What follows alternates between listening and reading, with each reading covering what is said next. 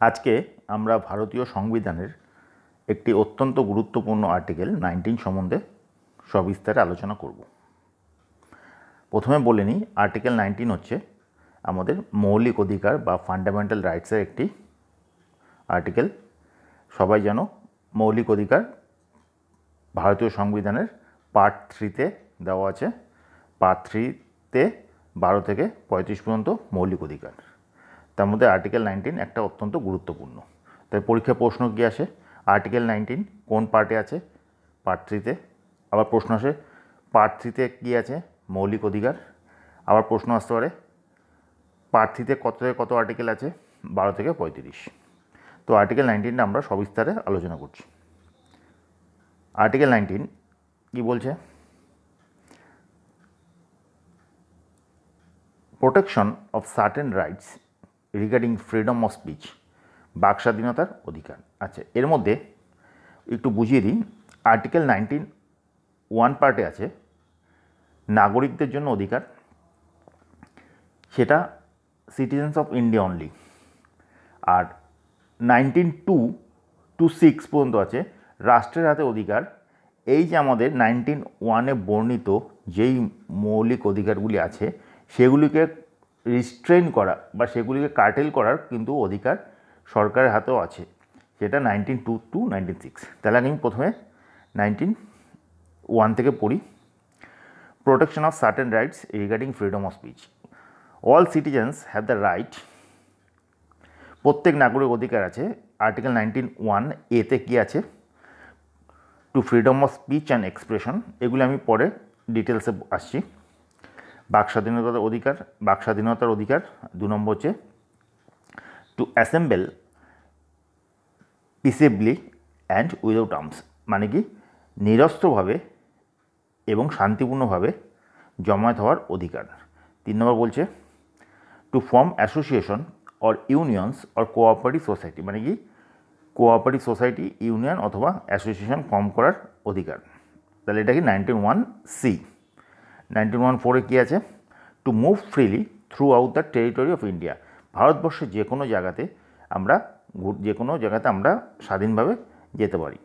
আচ্ছা, তারপর হচ্ছে কি 5 নম্বর হচ্ছে কি to reside and settle in any part of territory of India, ভারতবর্ষের যে কোনো জায়গাতে আমি বসবাস করতে পারি, ওখানে আমি সেটেল হতে পারি। আচ্ছা, আর 19(1)(f)-এ যেটা আছে, 19(1)(f)-এ আছে রাইট টু প্রপার্টি, সেটা এখন আর ফান্ডামেন্টাল রাইটস নেই। আর তোমরা জানো right to property is not a fundamental rights anymore, আর ফান্ডামেন্টাল রাইটস নয়, এটা হচ্ছে লিগাল রাইটস। এটা 300(a)-তে চলে গেছে এবং 44th অ্যামেন্ডমেন্ট অ্যাক্ট 1978। পরীক্ষা প্রচুর আসে যে রাইট টু প্রপার্টি এখন কি মৌলিক অধিকার? না। প্রশ্ন কী কী আসে? আমাদের মৌলিক অধিকার এই মুহূর্তে 6টা, প্রথমে ছিল 7টা। তাহলে প্রশ্ন আসে যে 7 নম্বর মৌলিক অধিকারটা কীভাবে গেল? অ্যামেন্ডমেন্ট 44, সেটা 300(a)-তে চলে গেছে। আচ্ছা, নেক্সট জি হচ্ছে কি to practise any profession or to carry on any occupation, trade and business, মানে আমরা যে কোনো কাজ করতে পারি এবং যে কোনো ব্যবসা সঙ্গে আমরা করতে পারি। আচ্ছা, এবার তাহলে আমি একটু ডিটেলসে যাচ্ছি। আচ্ছা, 19(1) যে প্রথম যেটা ফ্রিডম, এখানে একটু দেখতে হবে freedom of speech and expression, যেটাকে আমরা বলি ফোর্সের মধ্যে আমরা তিনটে পার্ট আমরা কভার করতে পারি। ফার্স্ট হচ্ছে এক্সপ্রেস, মানে কি ব্যক্ত করা, যে কোনো জিনিস আমরা ব্যক্ত করতে পারি। আচ্ছা, কীভাবে সেটা আমি বলে দিচ্ছি। Freedom of speech and expression of Article 19 of Indian Constitution provides freedom of speech, which is the right to express one's opinion.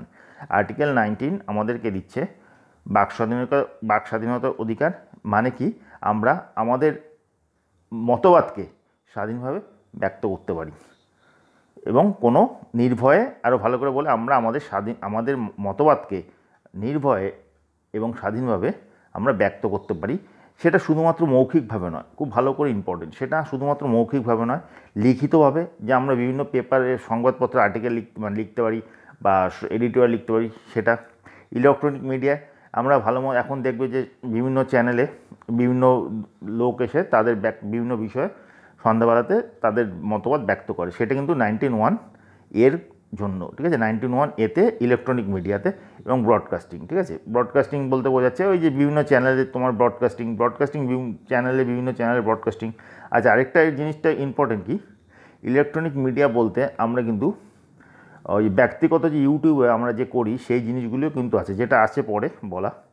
Freedom of expression includes freedom of press. আচ্ছা, এটা আসছি, it covers the blogs and website too. এই যে আমরা যে বিভিন্ন website বানিয়ে আমাদের বিভিন্ন বক্তব্য বলতে পারি, ব্যক্ত করতে পারি, বা বিভিন্ন ফেসবুকে যে আমরা মানে ইউটিউবে আমরা যে ব্লগ বানাই যে বিভিন্ন, সেগুলি কিন্তু আমাদের যে বিভিন্ন চ্যানেল আছে দেখবে তারা বিভিন্ন ব্লগ বানাচ্ছে বিভিন্ন রাজনৈতিক জিনিসের উপর, রাজনৈতিক পটভূমির উপর। সেইগুলি কিন্তু আমরা করতে পারছি, তার একমাত্র কারণ হচ্ছে 19(1)(a)তে ভারতীয় সংবিধান আমাদের ভারতীয় নাগরিকদের সেই অধিকারগুলি দিয়েছে। তাহলে কি, freedom of speech and expression মানে হচ্ছে কি, মানে কি আমি আমার মতবাদ স্বাধীনভাবে এবং নির্ভয়ে ব্যক্ত করতে পারি। এবার দেখো, তার মানে কি যা খুশি বলতে পারি না, সেটা কিন্তু পরে আমি রেস্ট্রিকশন আসছি। কোনগুলি, কোথায় সরকার সেখানে কার্টেল করতে পারে, কোথায় সরকার ইন্টারভিন করতে, হস্তক্ষেপ করতে পারে, ঠিক আছে।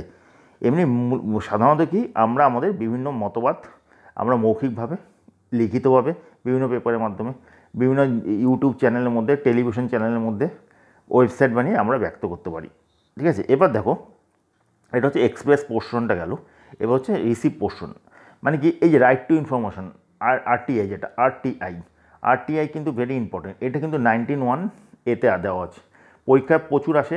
আরটিআই কোন আর্টিকেলে দেওয়া আছে? 19(1)(a)তে, রাইট টু ইনফরমেশন। যে আমরা যদি কোনো কিছু ইনফরমেশন পাওয়াটা কিন্তু একটা ফ্রিডম অফ স্পিচের অন্তর্ভুক্ত। আর এটা হচ্ছে সাইলেন্ট, মানে কি আমি যে নীরব থাকবো সেটাও কিন্তু আমার ফ্রিডম অফ স্পিচে দেওয়া আছে। যেমন অনেক সময় বিভিন্ন প্রসঙ্গে আমরা মানে বিভিন্ন বড় বড় যারা দায়িত্বপূর্ণ পদে আছে তারা নো কমেন্টস একটা কথা বলে, নো কমেন্টস। তার মানে কি তাদের যে চুপ করে থাকতে পারে কোনো বিষয়ে, তাদের মতবাদ ব্যক্ত না করা, মানে মতবাদ ব্যক্ত না করাও কিন্তু একটা আমাদের বাক স্বাধীনতা। তাহলে এবার 19(1)(2), আচ্ছা এবার যেটা আমি বলেছিলাম, যে কী বলেছিলাম, যে এইখানে আমাদের সরকার, আচ্ছা freedom of speech and expression বলতে কি আমি যা খুশি বলতে পারবো, মানে এমন কিছু যদি আমি বলে দিই যেটা আমাদের আমাদের আইন শৃঙ্খলা নষ্ট করতে পারে, সেটা তো আমাদের বলা যাবে না। তাহলে তো অবশ্যই সরকার আছে, আমাদের সরকার তো সেই ব্যাপারটাতে হস্তক্ষেপ করবে। তাহলে কোন কোন ক্ষেত্রে সরকার ইন্টারভিন করতে পারে সেগুলো আমি একের পর এক বলছি। তাহলে এগুলি কোথায় দেওয়া আছে? 19(2)তে। আচ্ছা, প্রথম হচ্ছে কি, এমন কিছু বলা যাবে না যাতে interest of the sovereignty and integrity of India, মানে কি যেটা ভারতবর্ষের সার্বভৌমত্ব এবং অখণ্ডতার ক্ষেত্রে বাধা হয়ে দাঁড়ায়, তাহলে সেরকম কিছু বলা যাবে না। 2 নম্বর হচ্ছে সিকিউরিটি অফ দ্য স্টেট, মানে কি আমাদের যে দেশের নিরাপত্তা সেটা বিঘ্নিত করে, সে এমন কিছু বলা যাবে না। সেটা রাজ্য, মানে দেশের মধ্যেই তো ইনক্লুডেড রাজ্য, সুতরাং এমন কিছু বলা যাবে না যাতে দেশের নিরাপত্তা বা রাজ্যের নিরাপত্তা বিঘ্নিত হয়। Friendly relation with foreign states, মানে কি এমন কিছু বলা যাবে না যাতে আমাদের যে বিভিন্ন মানে বৈদেশিক দেশের সঙ্গে একটা বন্ধুত্বপূর্ণ আমাদের যে হৃদ্যতা আছে সেই জিনিসটাকে নষ্ট করা যাবে না। পাবলিক অর্ডার, আইন শৃঙ্খলা, এমন কিছু বলা যাবে না যেটা আমাদের আইন শৃঙ্খলা ব্যবস্থাটাই ভেঙে পড়ে। নেক্সট হচ্ছে ডিসেন্সি অর মরালিটি, মানে কি শালীনতা এবং নৈতিকতা, মানে আমার বাক স্বাধীনতার অধিকার আছে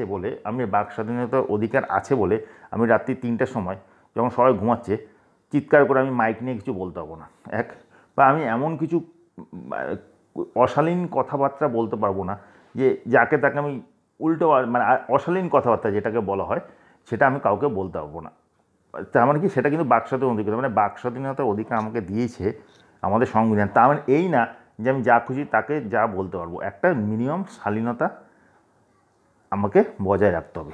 নেক্সট হচ্ছে very important, contempt of court, মানে এমন কিছু বলা যাবে না, ধরো আমাদের কোনো কোর্ট কোনো একটা অর্ডার দিল, তার এগেনস্টে কিন্তু আমরা কিন্তু কোনো কথা বলতে পারবো না, মানে কোনো সমালোচনা করতে পারবো না কোর্টের অর্ডারের এগেনস্টে। এটা কিন্তু খুব ইম্পর্টেন্ট। দেখবো সবাই বলে দেয়, বিভিন্ন বড় বড় পদে যারা আসীন রয়েছেন, যে এটা কোর্টের ব্যাপার, সেখানে কোনো কিছু মন্তব্য করা যাবে না। কোর্ট যেটা বলছে বা কোনো একটা মামলা যেটা সাবজুডিস, মানে যেটা কোর্টের মধ্যে চলছে, সেই ব্যাপারে কিন্তু কোনো মন্তব্য করা যায় না। দেখবে যে কোনো জায়গাতে বলে এটা কোর্টের ব্যাপার, আমরা এই ব্যাপারে মন্তব্য করা যাবে না। Very important. ডিফেমেশন, কাউকে এমন কিছু বলা যাবে না, কাউকে বদনাম করার জন্য মানে কাউকে সম্মানহানি করার জন্য কোনো কথা বলা যাবে না। নেক্সট হচ্ছে ইনসাইটমেন্ট অফ অ্যান অফেন্স, মানে কি এমন কিছু বলা যায় না যেটা কোনো অপরাধকে উদ্দীপিত করে, মানে অপরাধকে আরও বাড়িয়ে তোলে, সেই জিনিস কিছু বলা যায় না, মানে সেই জাতীয় কথা বলা যায় না। তাহলে কি বললাম আমরা, 19(1)A আছে আমাদের বাক স্বাধীনতার অধিকার। তা আমাদের 3টা পোর্শন, একটা হচ্ছে এক্সপ্রেস, সেটা আমি বললাম বিভিন্ন মাধ্যমে। 2 নম্বর হচ্ছে রিসিভ, যেটা আরটিআই, ভেরি ইম্পর্টেন্ট প্রশ্ন আসে, আরটিআই কত নম্বর আর্টিকেল আছে, 19(1)A আছে। আর একটা সাইলেন্ট, মানে চুপচাপ থাকাও কিন্তু একটা বাক স্বাধীনতার অধিকার। তাহলে এটা হলো। আচ্ছা 19(1)B কী বলছে, 19(1)B বলছে assemble peacefully and without arms, মানে নিরস্ত্রভাবে এবং শান্তিপূর্ণভাবে জমায়েত হওয়ার অধিকার। দেখো এখানে একটা ব্যাপার আছে, দুটো জিনিস আছে এখানে। দেখো এখানে গভর্নমেন্ট কোথায় রেস্ট্রিকশন করতে পারে, যে পাবলিক অর্ডার, মানে জমায়েত করছো কিন্তু সেই জমায়েতের ফলে আমাদের যে আইন শৃঙ্খলা সেই ব্যবস্থাটা ভেঙে না পড়ে। এবং 2 নম্বর হচ্ছে maintenance of sovereignty and integrity of India, মানে এমন কিছু করা যাবে না, এমন জমায়েত এমন কোনো কারণে করা যাবে না যেটা ভারতবর্ষের সার্বভৌমত্ব এবং অখণ্ডতাকে নষ্ট করে। এই জন্য দেখবে কোনো মিছিল বা কোনো জমায়েত করতে গেলে, কোনো মিছিল বা কোথাও কোনো আমি একটা জমায়েত করব, মানে আমি একটা সভা করব, তার জন্য কিন্তু পুলিশের থেকে, স্থানীয় থানা থেকে, লোকাল যেখানে যেই জুরিডিকশন যেই জুরিডিকশনের মধ্যে আছে সেই থানা থেকে কিন্তু আমাকে আগে একটা অনুমতি নিতে হয় যে আমরা এই পারপাসে আমরা এই স্থানে এই সময়ের মধ্যে সমাবেত হচ্ছি। সেটা কিন্তু খুব ইম্পর্টেন্ট। দেখবো অনেক সময় পুলিশ বা প্রশাসন পারমিশন দেয় না, যে এটাতে কোনো সমস্যা হতে পারে, ঠিক আছে। সেই জিনিসটা কিন্তু দেখবে এই কারণে এসছে, এটা কিন্তু গভর্নমেন্টের হাতে অধিকার আছে। 19(1) এটা কোথাতে আছে এই রেস্ট্রিকশনটা, 19(1)(3)তে। তাহলে কি 19(1)(3)তে মানে কি এই যে ফ্রিডম অফ অ্যাসেম্বলি, যেটা 19(1)B আছে, যেটা আমাদের নাগরিকদের, এই যে 19(1)B যেটা নাগরিকদের অধিকার জমায়েত হওয়ার, আর গভর্নমেন্টের কাছে কিন্তু রেস্ট্রিকশন আছে সেখানে বিভিন্ন মানে কারণ, মানে গভর্নমেন্ট যদি চায় তাহলে কিন্তু গভর্নমেন্ট সেটাকে রেস্ট্রিক্ট করতে পারে 19(1)(3) দিয়ে। হলো এটা।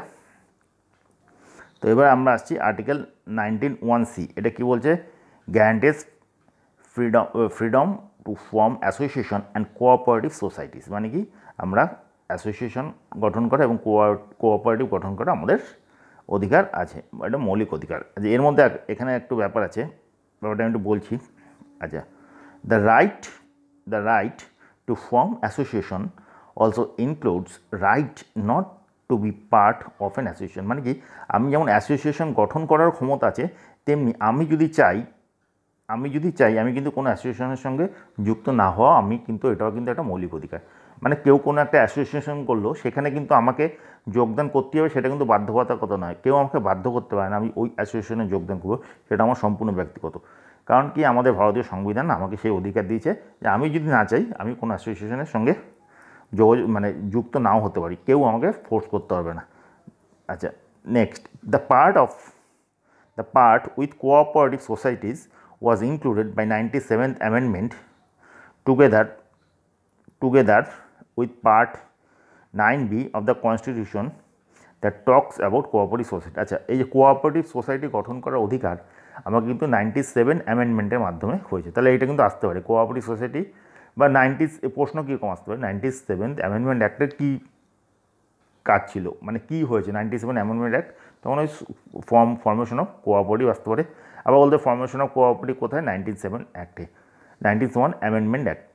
আচ্ছা আবার প্রশ্ন আসতে পারে কোথায় আছে, এটা পার্ট 9-এর বিতে আছে, ঠিক আছে। প্রশ্ন হচ্ছে পার্ট 9-এর বিতে আছে, এগুলি কিন্তু খুব ইম্পর্টেন্ট সূক্ষ্ম। আচ্ছা এবার প্রশ্ন হচ্ছে তাহলে গভর্নমেন্ট হাতে কী কী রেস্ট্রিকশন আছে, বা একই গভর্নমেন্টের হাতে আছে রেস্ট্রিকশন করতে পারে এই যে কোঅপারেটিভ ফর্ম করা 19(4)-এর মাধ্যমে। কী কী হচ্ছে রিজনেবল, কী কী কারণে গভর্নমেন্টের রেস্ট্রিকশন করার ক্ষমতা আছে, interest of the sovereignty and integrity of India, ভারতের সার্বভৌমত্ব এবং অখণ্ডিতার বিরুদ্ধে গেলে, পাবলিক অর্ডার আইন শৃঙ্খলা, এবং একটা মোরালিটি, একটা হচ্ছে নৈতিকতা, মানে এমন কিছু করব না যাতে আমার নৈতিকতা নষ্ট হয়ে যায়, নৈতিকতা জিনিসটা না থাকে, এটা হলো। আচ্ছা যেটা 19(1)F যেটা এখন আর নেই, তাও আমি একটু বলে দিই সংক্ষেপে। 19(1)F মানে সম্পত্তি অধিকার, আগে এটা আমার একটা ফান্ডামেন্টাল রাইট ছিল, ঠিক আছে, সেটা কিন্তু 44th অ্যামেন্ডমেন্টের মাধ্যমে লিগাল রাইটসে চলে গেছে। তাহলে প্রশ্ন আসে অনেক সময় 19(1)F কী ছিল, the right to acquire, hold and dispose property, মানে কি আমি কোনো সম্পদ ক্রয় করা মানে সংগ্রহ করা, ধরে রাখা এবং বিক্রি করে দেওয়ার অধিকার ছিল একটা ফান্ডামেন্টাল রাইটস 19(1)(f)। কিন্তু এইটা আপাতত এখন আর নেই, সেটা কিন্তু অ্যাবলিশ হয়ে গেছে বা রিপিল হয়ে গেছে। কীভাবে? 44th amendment act. 44 অ্যামেন্ডমেন্ট অ্যাক্টে 44 amendment act 1988 article 19(1)(f) and article 31, এই দুটো খুব ইম্পর্টেন্ট। রাইট টু প্রপার্টি মানে কি 44th অ্যামেন্ডমেন্ট অ্যাক্টে 91(f), এটা ভেরি ইম্পর্টেন্ট, এই কোশ্চেনগুলি প্রচুর আসে। 19(1) মানে 44th অ্যামেন্ডমেন্ট অ্যাক্টে কী কী কাজ করেছে? 19(1)(f) এর যে আর্টিকেল ছিল এবং আর্টিকেল যে 31 ছিল right to property, remove from the constitution, and article 300 right to property added. তার মানে কি আর্টিকেল 19(1)(f) এবং 31-এর যে ফান্ডামেন্টাল রাইটস ছিল সেটা কিন্তু 44th অ্যামেন্ডমেন্টের মাধ্যমে সেটা লিগাল রাইটসে চলে গেছে 300A-তে। Very important. যাতে 300A-তে কী বলছে? 300A-তে বলছে যে person not to be deprived of property save by the authority of the law, মানে কি আমার কোনো মানুষকে তার সম্পদ থেকে বঞ্চিত করা যাবে না। এটা হলো। এর পরেরটা আসছে। আচ্ছা, এবার আর্টিকেল 19(1)(g), এটা আমাদের last. Freedom of profession and occupation, trade, business, মানে কি যে কোনো পেশা ব্যবসা করার আমার মৌলিক অধিকার। আচ্ছা, তার আগে একটু বলে নিই জিনিসটা কি। তাহলে যেদিকে আমি ইচ্ছা করলে আমি যে কোনো, আমি যেমন পড়াতে চাই, টিচার হিসাবে আমি আমার পেশা গ্রহণ করেছি। অনেকে কোনো একটা দোকান খুলে তার ব্যবসা করে বিভিন্ন, এটা কি আমি কিন্তু আমার স্বাধীনভাবে আমি কিন্তু এটা নিতে পারি, কেউ কিন্তু আমাকে চাপিয়ে দিতে পারে না যে তোমাকে এই কাজটাই করতে হবে, এই ব্যবসাটা করতে হবে। এবার ব্যাপারটা কি আছে, এখানে কিন্তু কিছু রেস্ট্রিকশন আছে। রেস্ট্রিকশন আছে কি, মানে আমি যে কোনো ব্যবসায় খুলতে পারি, তার মানে কি গ্রাউন্ডস এখানে খুব ইম্পর্টেন্ট। এবার সরকারের হাতে কি ক্ষমতা আছে, এবং খুব ইম্পর্টেন্ট, সরকারের হাতে আছে এটা 19(6), তাহলে মনে রাখবে 19(1)(a)(g) সেটা হচ্ছে জেনারেল বা সিটিজেন অফ ইন্ডিয়াদের জন্য, আর 19(2)(6) সেটা হচ্ছে রেস্ট্রিকশন করার ক্ষমতা 19(1)-এ যে আমাদের মৌলিক অধিকার আছে। আচ্ছা, কী কী? আচ্ছা, কোন কোন কারণে সরকার রেজিস্ট্রেশন করতে হবে? In the interest of general public, মানে এমন কিছু ব্যবসা করব না বা এমন কিছু পেশা গ্রহণ করব না যেটা আমাদের সাধারণ মানুষের স্বার্থ বিঘ্নিত করে। সেই ব্যবসাটাকে বন্ধ করার, মানে সেই অনুমতি না দেওয়ার সরকারের কিন্তু ক্ষমতা আছে। সরকার কিন্তু সেই ব্যবসা বন্ধ করে দেয়। Number 2, state prescribed qualification for carrying on any profession or technical occupation, মানে কি এমন কোনো, ধরো আমি যে কোনো কাজ করতে পারি, তার মানে আমি ডাক্তারি শুরু করতে পারি না যদি না আমার কাছে ডাক্তারি লাইসেন্স না থাকে, বা আমি কোনো ইঞ্জিনিয়ারিং করতে না পারি যদি আমার কোনো ইঞ্জিনিয়ারিং লাইসেন্স না থাকে। তার মানে কি আমাকে যেই কাজটা করব, তো এমন কোনো কাজ করব সেই কাজের জন্য, যখন আমি ডাক্তারি করতে চাই তাহলে আমাকে একটা মেডিকেল একটা রেজিস্ট্রেশন করতে হবে সরকার থেকে। সেই রেজিস্ট্রেশন না থাকলে আমি ডাক্তারি করতে পারবো না, সেই জিনিসটা কিন্তু আছে। এবার যদি কেউ উইদাউট, যাকে আমরা ভুয়ো ডাক্তার বলি, হাতুড়ি ডাক্তার বলি, যে কার কোনো রেজিস্ট্রেশন নেই, কিছু নেই, সে কিন্তু ডাক্তারি করছে, সরকার কিন্তু চাইলে তাকে কিন্তু সেই ব্যবসা বন্ধ করতে হবে, তাকে আইনত দণ্ড দিতে পারে। তাহলে এই জিনিসটা মনে রাখতে হবে, কোনো কাজ করতে গেলে আমি